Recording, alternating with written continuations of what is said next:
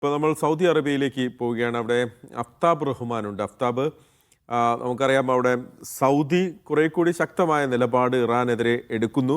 മാത്രമല്ല, മേഖലയിലെ സംഘർഷം കുറയ്ക്കാനുള്ള നടപടികൾ ഒരു വശത്ത് നടക്കുമ്പോൾ തന്നെയാണ് വലിയ തോതിലുള്ള ആക്രമണം ഇറാന്റെ ഭാഗത്തു നിന്നുണ്ടാകുന്നത്. അമേരിക്ക ഇറാനെതിരെ എന്ത് നടപടിയെടുക്കുക? അമേരിക്കയും ഇസ്രായേലും എടുക്കുന്ന ആക്രമണങ്ങൾ, അതിൻ്റെ പ്രതിഫലനം ഗൾഫ് രാജ്യങ്ങളിൽ ഉണ്ടാകുന്നു എന്നുള്ളത് അങ്ങേയറ്റം ആശങ്ക സൃഷ്ടിക്കുന്ന ഒരു കാര്യമാണ്. അപ്പോൾ സൗദി ഇന്ന് മുന്നോട്ടേക്ക് വെച്ചിരിക്കുന്ന നിലപാട് എന്താണ്? കൂടുതൽ കർക്കശമായൊരു നിലപാട് ഇറാനോട് ഗൾഫ് രാജ്യങ്ങൾ എടുക്കുന്നു എന്നുള്ളതിൻ്റെ ഒരു സൂചന നമുക്ക് സൗദിയിൽ നിന്ന് കിട്ടുന്നുണ്ട്, അല്ലേ?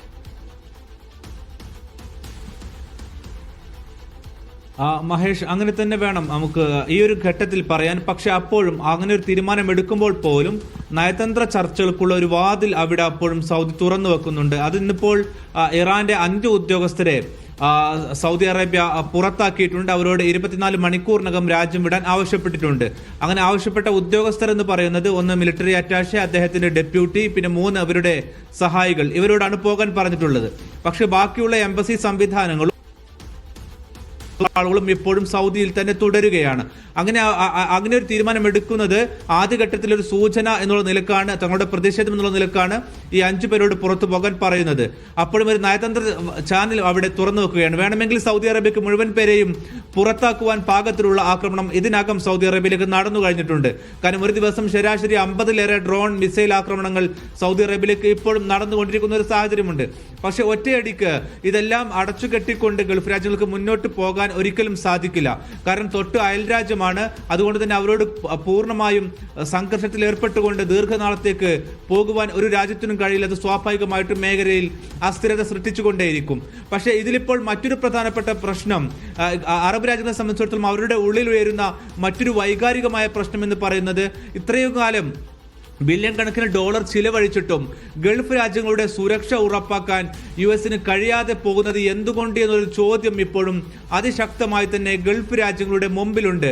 ഇത് കഴിഞ്ഞ 2025 നടന്ന 12 ദിന യുദ്ധത്തിലും സമാനമായ സ്ഥിതിവിശേഷം ഗൾഫ് രാജ്യങ്ങൾ അനുഭവിച്ചിട്ടുണ്ട്. ഇന്നിപ്പോൾ ഇറാൻ പറയുന്നത്, ട്രംപ് ഏതെങ്കിലും കാരണവശാൽ തങ്ങളുടെ പവർ പ്ലാന്റുകൾ ആക്രമിച്ചാൽ, വൈദ്യുത നിലയങ്ങൾ ആക്രമിച്ചാൽ സമാനമായ തിരിച്ചടി ഗൾഫ് മേഖലയിൽ ഒന്നാകെ ഉണ്ടാകും എന്നുള്ളതാണ്. എന്ന് വെച്ചാൽ ഇപ്പോഴും സൗദി അറേബ്യ ഉൾപ്പെടെ വിവിധ ഗൾഫ് രാജ്യങ്ങളിൽ US പൗരന്മാരും ബ്രിട്ടീഷ് പൗരന്മാരും എല്ലാം തന്നെ ഇപ്പോഴും കഴിയുന്നുണ്ട്. പ്രത്യേകിച്ച് പെട്രോകെമിക്കൽ മേഖലയിൽ, പെട്രോളിയം മേഖലയിൽ നിരവധി US പൗരന്മാർ ഇപ്പോഴും ജോലി ചെയ്യുന്നുണ്ട്. അവരെ പൂർണ്ണമായും ഒഴിപ്പിച്ചു കഴിഞ്ഞിട്ടില്ല. അതുകൊണ്ട് ഈ ഒരു സ്ഥിതിവിശേഷം ഉണ്ടായിരിക്കെ സ്വാഭാവികമായിട്ടും ഇറാൻ ഇവരുള്ള എല്ലാ കേന്ദ്രങ്ങളും ആക്രമിക്കുമെന്നുള്ളത് ഗൾഫിന് ഉറപ്പാണ്. അതിൽ തന്നെ എടുത്തു പറയേണ്ട ഇറാന്റെ ഭീഷണിയിലുള്ള മറ്റൊരു കാര്യമെന്ന് തോന്നുന്നത്, ഈ ഉപ്പുജല ശുദ്ധീകരണ പ്ലാന്റുകൾ ആക്രമിക്കുമെന്നാണ് ഇറാൻ പറയുന്നത്. അത് വലിയ പ്രത്യാഘാതം സൃഷ്ടിക്കും. കാരണം ഗൾഫ് മേഖലയെ സംബന്ധിച്ചിടത്തോളം ഇപ്പോൾ കുവൈത്തൊക്കെ 90% അവരുടെ കുടിവെള്ളം ശുദ്ധീകരിച്ച് ഉപയോഗിക്കുന്നത്, രാജ്യത്തേക്കുള്ള കുടിവെള്ളം മുഴുവൻ ഉപയോഗിക്കുന്നത് 90% ഈ കടൽ വെള്ളം ശുദ്ധീകരിച്ചുകൊണ്ടാണ്. സൗദി അറേബ്യ ഏകദേശം 70% കുടിവെള്ളം ഉപയോഗിക്കുന്നത് കടൽ വെള്ളം ശുദ്ധീകരിച്ചാണ്. ഖത്തറും സമാനമായ രീതിയിൽ തന്നെ, UAEയും സമാനമായ രീതിയിൽ തന്നെ ഇങ്ങനെയാണ് കുടിവെള്ളമെല്ലാം തന്നെ ഉപയോഗിച്ചുകൊണ്ടിരിക്കുന്നത്.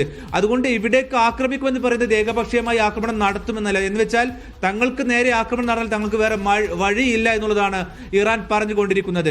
അതുകൊണ്ട് ഇതിൽ ഗൾഫ് രാജ്യങ്ങളുടെ സമ്മർദ്ദം സ്വാഭാവികമായിട്ടും ട്രംപിന് മുകളിൽ ഉണ്ടാകും. പക്ഷേ ട്രംപ് എന്ത് നിലപാടെടുക്കുമെന്നുള്ളത് ഏറ്റവും പ്രധാനപ്പെട്ട കാര്യമാണ്. കാരണം ഗൾഫ് രാജ്യങ്ങളെക്കാൾ അദ്ദേഹത്തിന്റെ കൺസേൺ ആയിട്ട് നിലനിൽക്കുന്നത് ഇപ്പോഴും ഇസ്രായേൽ തന്നെയാണ്. ഇനിയിപ്പോൾ ഇസ്രായേലിനകത്തേക്ക് വരുമ്പോൾ പോലും ഇറാൻ കൊടുത്തിരിക്കുന്ന ഓരോ ആക്രമണത്തിന്റെയും രീതി പരിശോധിച്ചാൽ അടിക്ക് തിരിച്ചടി എന്നുള്ള സ്വഭാവത്തിലാണ്. ഇന്നലെ നടന്ന ആക്രമണങ്ങൾ, അതിൽ തന്നെ നാഗവ് മേഖലയിലുള്ള, എന്ന് വെച്ചാൽ ഇസ്രായേലിന്റെ ആണവ കേന്ദ്രങ്ങൾ നിലകൊള്ളുന്ന ഡിമോണയിലും അറാദിലുമാണ് ഇന്ന് പുലർച്ചെ മുതൽ വ്യാപകമായ തോതിൽ ആക്രമണം നടന്നത്. അതിന് പ്രധാനപ്പെട്ട കാരണമായി പറയുന്നത് ഇസ്ഫഹാനും നദാൻസും ഉൾപ്പെടെ ഇറാന്റെ ആണവ കേന്ദ്രങ്ങളിൽ കഴിഞ്ഞ പിന്നിട്ട് 24 മണിക്കൂറിനകം വൻ തോതിൽ ബങ്കർ ബസ്റ്റർ ബോംബുകൾ ഇസ്രായേൽ ഉപയോഗിച്ചിട്ടുണ്ട്. അതുകൊണ്ട് ഞങ്ങൾ സുരക്ഷിതരല്ലെങ്കിൽ നിങ്ങളും സുരക്ഷിതരല്ല എന്നൊരു സന്ദേശമാണ് നൽകുന്നത്. ഇന്നിപ്പോൾ നെതന്യാഹുവിനെതിരെ അവിടുത്തെ ജനങ്ങൾ വലിയ തോതിൽ പ്രതിഷേധം ഉയർത്തുന്ന സാഹചര്യമുണ്ട്. അദ്ദേഹം പറയുന്നത്, അതുകൂടി പ്രധാനമാണ് മഹേഷ്, എന്ന് വെച്ചാൽ അദ്ദേഹം പറയുന്നത്, നിങ്ങൾ ബങ്കറിലിരിക്കൂ, ബങ്കറിലാണെങ്കിൽ നിങ്ങൾ സുരക്ഷിതരാണ് എന്നുള്ളതാണ്.